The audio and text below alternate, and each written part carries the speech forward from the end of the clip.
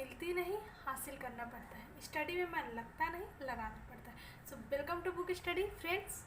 आज हम फिर से एक इम्पोर्टेंट बुक्स के बारे में आपको बताएंगे जो बहुत बहुत बहुत ही ज़्यादा इम्पोर्टेंट है। सो फ्रेंड्स, अगर हम आपको इस बुक का रिव्यू तो बताएंगे ही, एंड ये भी बताएंगे कि कितनी ज़्यादा इम्पोर्टेंट है। एक्चुअली ये कोरोना वायरस से रिलेटेड है, बहुत ही इम्पोर्टेंट है। तो अगर आप इसके बारे में सारी इन्फॉर्मेशन चाहते हैं डीपली, सो फ्रेंड्स इस वीडियो को पूरा देखिए। चलिए स्टार्ट करते हैं।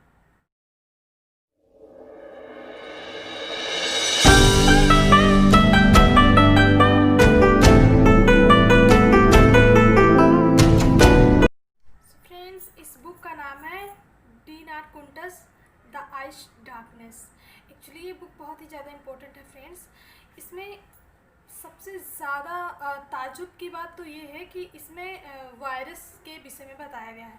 एक्चुअली ये जो बुक है काफ़ी ज़्यादा इस समय पर ट्रेंड में आ गई है और इसकी मांग भी बहुत ज़्यादा बढ़ गई है। बहुत सारे लोग इसे ख़रीद रहे हैं पढ़ने के लिए, क्योंकि इसमें इतनी ज़्यादा ट्रेंड में आ गई, इतनी ज़्यादा इन्फॉर्मेशन फ़िलहाल इससे मिल रही है।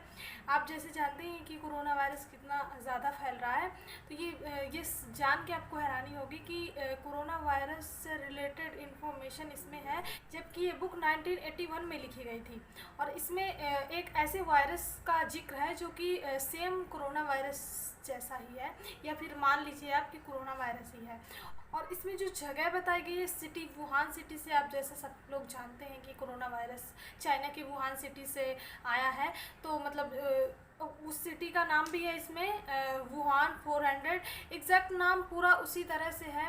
तो सारी इन्फॉर्मेशन, तो ताज्जुब की बात ये होती है कि इस इतने ख़तरनाक वायरस के विषय में 40 साल पहले इस बुक में कैसे जिक्र किया गया, या फिर कैसे लिखा गया, या पहले से सब सारे लोगों को पता था। ये क्या है, ये सारी इन्फॉर्मेशन अभी आपको हम बता रहे हैं इस बुक में क्या क्या है।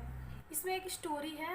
एक्चुअली ये स्टोरी माँ से स्टार्ट होती है। माँ से, एक माँ होती है तो वो अपने बच्चे को एक ट्रैकिंग दल के साथ भेज देती है, एंड फिर पता चलता है कि जो ट्रैकिंग दल है तो उसको मार दिया गया है, मतलब पूरे दल को ना ख़त्म कर दिया गया है, मार दिया गया है। तो ये बात जब उसकी माँ को पता चलती है तो उसे पूरी जानकारी नहीं होती है कि आखिर उसका बेटा ज़िंदा है या मर गया। ये सारी बातें जानने के लिए वो जाती है, ढूंढती है, कोशिश करती है जानने की कि आखिर उसका बेटा कहाँ पे है, ज़िंदा है या वो नहीं ज़िंदा है। ये सारी चीज़ें वो बेचारी परेशान होती है और ढूंढने के लिए निकल जाती है। इस सब के दौरान उस माँ को, यानी उस औरत को बायोलॉजिकल वेपन्स यानी जैविक हथियारों के बारे में पता चल जाता है, जो कि चाइनीज़ और अमेरिका के होते हैं। ये सारी इन्फॉर्मेशन काफ़ी हद तक उसे पता लग चुकी होती है। एंड इस बुक में एक ली चेन के नाम के पर्सन का भी जिक्र किया गया है। उसमें ये था कि वो जो व्यक्ति होता है ली चेन के, तो वो क्या करता है कि जो भी इम्पोर्टेंट बायोलॉजिकल वेपन्स होते हैं चाइना के, तो वो बायोलॉजिकल वेपन प्रोजेक्ट होता है, तो उसकी सारी इन्फॉर्मेशन वो अमेरिका को दे रहा होता है। वो सारी इन्फॉर्मेशन अमेरिका को दे रहा होता है।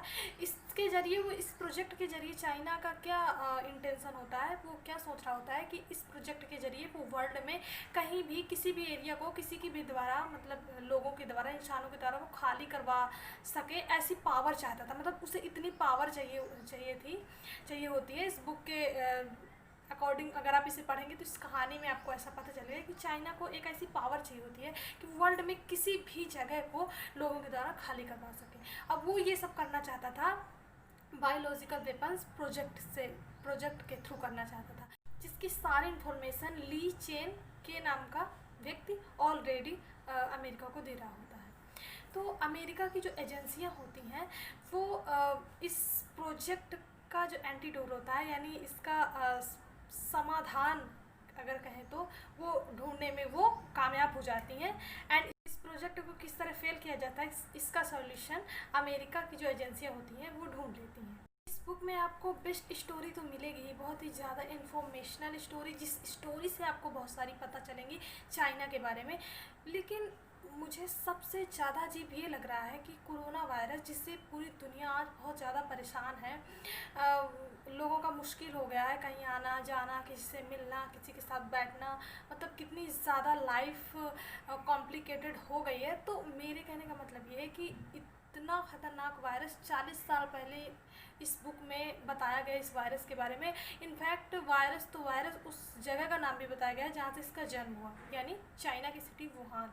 तो ये सारी इन्फॉर्मेशन इसमें पढ़ के ऐसा लगता है कि ऐसे कैसे हो सकता है, या फिर उनका पहले से ही कुछ ऐसा इंटेंशन था।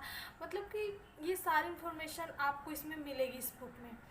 तो इस वायरस की वजह से इस बुक को सिर्फ वो लोग ही नहीं जो बुक्स पढ़ना पसंद करते हैं, जिन्हें बुक्स अच्छी लगती हैं पढ़ना, वो ही नहीं पढ़ रहे हैं। इनफैक्ट इसे दवाई बनाने वाली एजेंसियाँ, साइंटिस्ट, बहुत सारे लोग इसका इस्तेमाल कर रहे हैं, क्योंकि इसमें बहुत बड़ी इन्फॉर्मेशन मिल सकती है, बहुत सारी चीज़ें लिखी हुई हैं। यही एक इम्पॉर्टेंट बात है कि कोरोना वायरस के विषय में 40 साल पहले इस बुक में लिख दिया गया था।